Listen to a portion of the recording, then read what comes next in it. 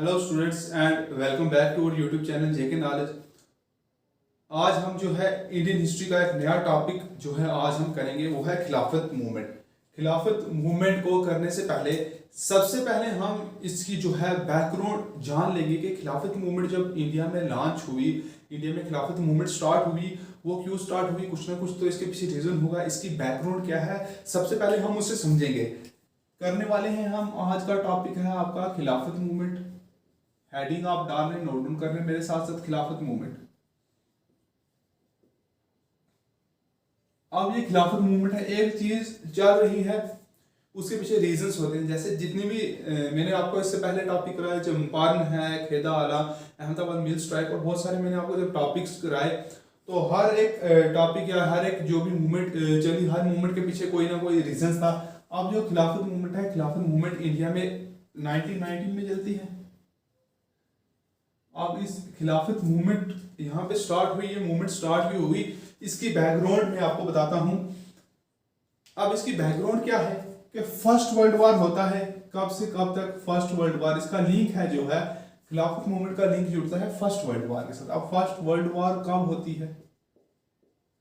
First world war होती है जुलाई 1914 में स्टार्ट होती है। जुलाई 1914 से ये लगभग नवंबर 1918 तक ये वार चलती है। नवंबर 1918 तक ये वार चलती है, फर्स्ट वर्ल्ड वार चलती है। जुलाई 1940 से लेकर नवंबर 1980 तक जो है वो फर्स्ट वर्ल्ड वार जो है वो चलती है।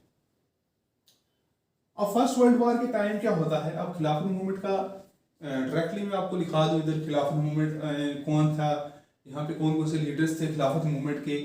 लेकिन उससे पहले यह है कि आपको इस चीज़ के बारे में क्लियर होना चाहिए कि आखिर में खिलाफत मूवमेंट जो होगी उसके पीछे रीजन क्या था। इसलिए मैं आपको उसकी जो है वो बैकग्राउंड बता रहा हूँ खिलाफत मूवमेंट की। फर्स्ट वर्ल्ड वॉर 1914 से नवंबर 1918 तक। अब फर्स्ट वर्ल्ड वॉर में जो थी वो दो पावर्स जो थी वो आमने सामने थी। एक थी एलाइड पावर्स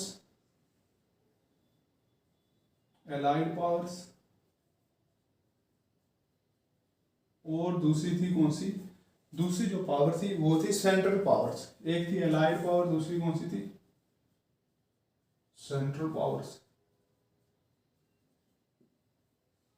या आप इसे एलाइड फोर्सेस भी कह सकते हैं, सेंट्रल फोर्सेस भी कह सकते हैं। पावर की जगह फोर्स वो भी चलेगा। एलाइड फोर्सेस, सेंट्रल फोर्सेस, ये दो फोर्सेस या पावर्स आप ही आमने सामने थी। अब जो अलाइड फोर्सेस थी जो इकट्ठी होकर लड़ रही थी वो कौन कौन सी थी? अब सेंट्रल फोर्सेस में जो ग्रुप्स जो कंट्रीज इकट्ठी थी वो कौन कौन सी थी? अलाइड फोर्सेस में थी ब्रिटेन के बाद नंबर 2 पे है फ्रांस, उसके बाद जापान, इटली एंड रशिया। ये अलाइड पावर्स थी, ब्रिटेन, फ्रांस, जापान, इटली और रशिया। और जो सेंट्रल पावर्स थी वो कौन कौन सी थी? वो थी जर्मनी के बाद ऑस्ट्रिया एंड हंगरी,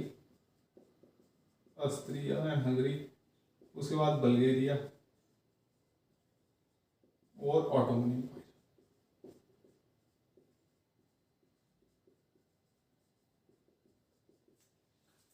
अब ये पावर्स जो थी, ये पावर्स आमने सामने थी। इन दोनों पावर्स की फाइट थी, अलाइड पावर और सेंट्रल पावर की थी। जर्मनी, ऑस्ट्रिया, बल्गेरिया और ऑटोमन एम्पायर। अब ऑटोमन एम्पायर है, ऑटोमन एम्पायर क्या है? ऑटोमन एम्पायर कहाँ से कहाँ तक था? तुर्की से लेके इसमें सीरिया था, इजिप्ट था, फिलिस्तीन था। इसमें ऑटोमन एम्पायर एक बहुत बड़ा साम्राज्य था और जो उनका हेड था वो कहाँ पे था? तुर्की में था, जिसे खलीफा कहते हैं। और जो खलीफा था पूरे वर्ल्ड में मुस्लिम जो है खलीफा को क्या मानते थे? अपना रिलीजियस एंड स्पिरिचुअल हेड मानते थे। पूरे वर्ल्ड में खलीफा को क्या माना जाता था? रिलीजियस और स्पिरिचुअल हेड। और मैंने आपको ऑटोमन एम्पायर के बारे में बताया कि तुर्की से लेके फिलिस्तीन तक एक बहुत बड़ा एरिया इसके पास था, सीरिया था इसके पास, इजिप्ट था, एक बहुत बड़े एरिया में ऑटोमन एम्पायर फैला था। एक बहुत पावरफुल एम्पायर रह चुका था ऑटोमन एम्पायर। अब ये जो फोर्सेस थी, इन फोर्सेस के साथ आमने सामने थी वर्ल्ड वॉर में। अब क्या होता है कि एलाइड पावर जो है जीत जाती है। अब जब एलाइड पावर जीत जाती है, हर एक कंट्रीज के साथ एलाइड पावर जो है इसमें इन्वॉल्व थी वर्ल्ड वार में, उनके साथ ट्रीटी करती है। अब ट्रीटी होती है जो ओटोमन एम्पायर के साथ, वो होती है ट्रीटी ऑफ सेवर्स। अब ट्रीटी ऑफ सेवर्स के तहत जो है तुर्की की बाउंड्रियां सिमट जाती हैं। जो ओटोमन एम्पायर है, अब ओटोमन एम्पायर नहीं रहता, अब वो क्या हो जाता है, वो बन जाता है तुर्की बन जाता है। और जो खलीफा होता है, खलीफा रिलीजियस हेड नहीं रहता। उसी की वजह से क्या होता है कि अब मुस्लिम्स जो थे पूरे वर्ल्ड में, वो खलीफा को जो है रिलीजियस हेड मानते थे।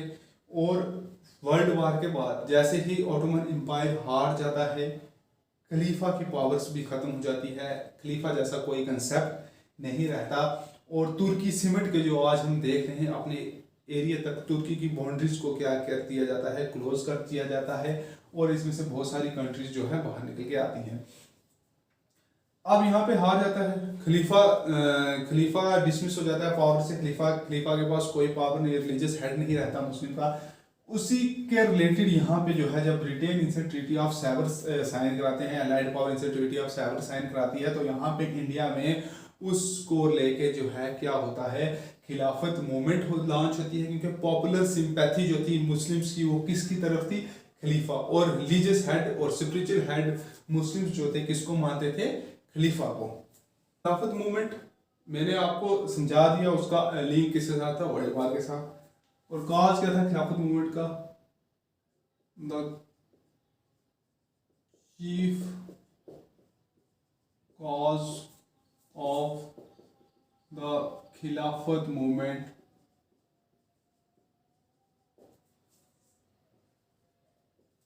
was the chief cause of the Khilafat movement was the defeat of the Turkey in the First World War. The defeat of the Turkey in the First World War. In the First World War. Chief cause Khilafat movement का यही है कि तुर्की first world war में हार जाता है। Treaty of सेवर्स होती है, ट्रीटी ऑफ सेवर्स, ट्रीटी ऑफ सेवर्स तुर्की और अलाइड फोर्सेस के बीच में होती है। was felt by the Muslim as great insult to them, was felt by the Muslims as a great insult to them। और जो खलीफा होता है, अब ट्रीटी ऑफ सेवर्स मैंने आपको बताया, ट्रीटी ऑफ सेवर्स में क्या होता है कि तुर्की की बाउंड्री को लिमिट में किया जाता है, लिमिटेड किया जाता है तुर्की की बाउंड्री। तुर्की जो है एक ऑटोमन एम्पायर जो था वो कहाँ तक फैला था मैंने आपको बता दिया। Was felt by the Muslim as great insult to them, Muslim इसे एक इंसल्ट मानते हैं। जो ट्रीटी ऑफ सेवर्स होती है, खलीफा जो होते हैं, खलीफा द सुल्तान ऑफ तुर्की, जो सुल्तान थे किसके, तुर्की के, वाज द रिलीजियस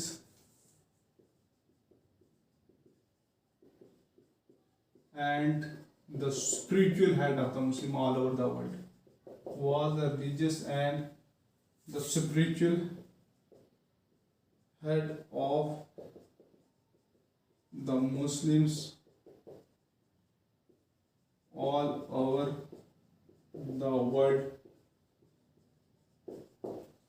पूरे वर्ल्ड के मुस्लिम्स खलीफा को रिलीजियस और स्पिरिचुअल हेड जो है वो मानते थे। जाहिर सी बात है, खलीफा को रिलीजियस और स्पिरिचुअल हेड मानते, जो सिंपैथी थी वो किसके साथ थी, खलीफा के साथ। And the popular sympathy was in the favor of Khalifa, was in the favor of खलीफा। अब जो लोगों की सिंपैथी थी वो किसके साथ थी, खलीफा के साथ। was the main cause of it is the main cause of खिलाफत मूवमेंट इन इंडिया। और जो खिलाफत मूवमेंट इंडिया में लॉन्च होती है, स्टार्ट होती है, उसका मेन कारण यही होता है, मैंने आपको बता दिया, खलीफा को हटा दिया जाता है। जो खलीफा अब जो है रिलीजियस या स्पिरिचुअल हेड मुस्लिम्स का नहीं रहता और तुर्की की बाउंड्रीज को लिमिटेड किया जाता है, बाउंड्रीज डिफाइन कर दी जाती हैं तुर्की की boundaries.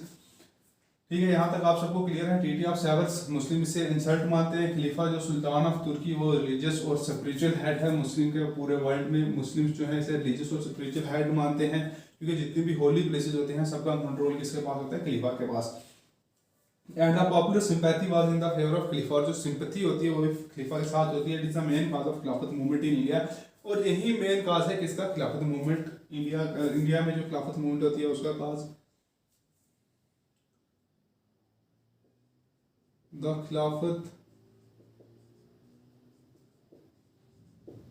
Movement in India was started by, किसने यहाँ पे इस मूवमेंट की शुरुआत की? अली ब्रदर्स।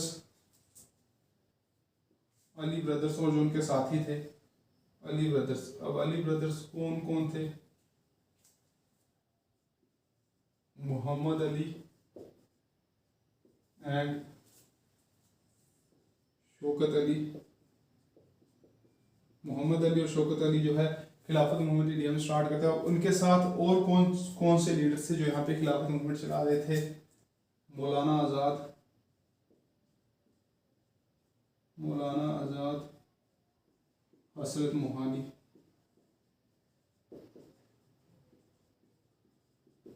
और खिलाफत मूवमेंट का जो है प्रेसिडेंट किसको बनाया जाता है? गांधी जी को।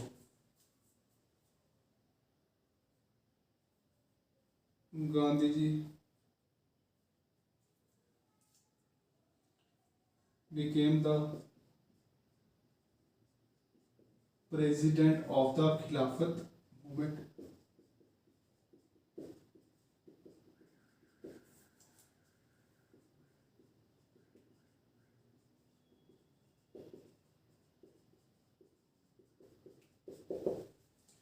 गांधी जी जो है वो खिलाफत मूवमेंट का जो है प्रेसिडेंट किसको बनाया जाता है? गांधी जी को।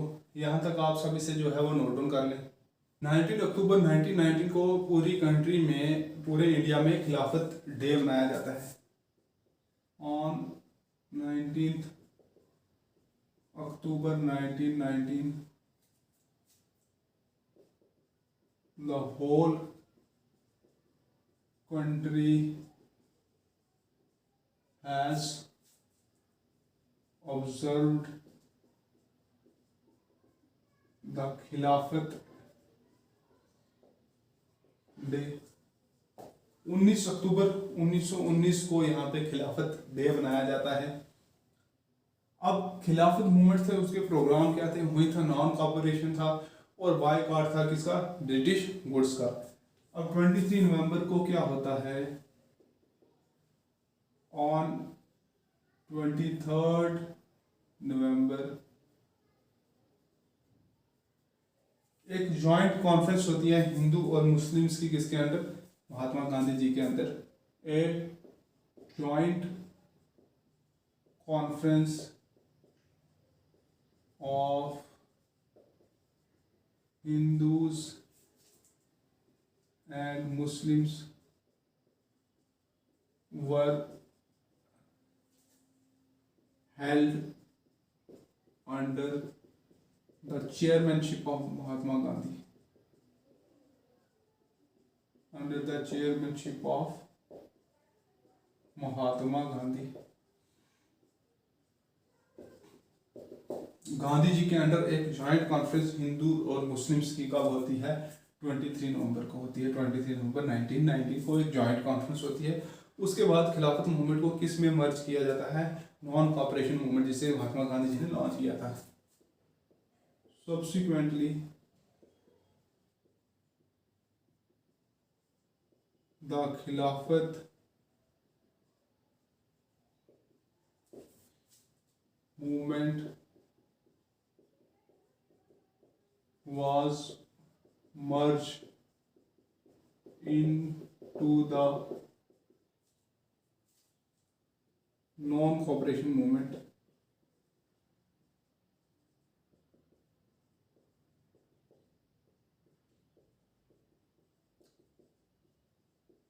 Launched by Mahatma Gandhi. आप सबको क्लियर है? यहाँ तक ये थी आपकी खिलाफत मूवमेंट। मैंने आप पूरी कंट्री में खिलाफत डे मनाया जाता है 23 नवंबर को। एक जॉइंट कॉन्फ्रेंस होती है हिंदूज और मुस्लिम की, किसकी चेयरमैनशिप के अंदर? महात्मा गांधी जी की चेयरमैनशिप के अंदर। उसके बाद इस खिलाफत मूवमेंट को किसमें मर्ज किया जाता है? नॉन कोऑपरेशन मूवमेंट में।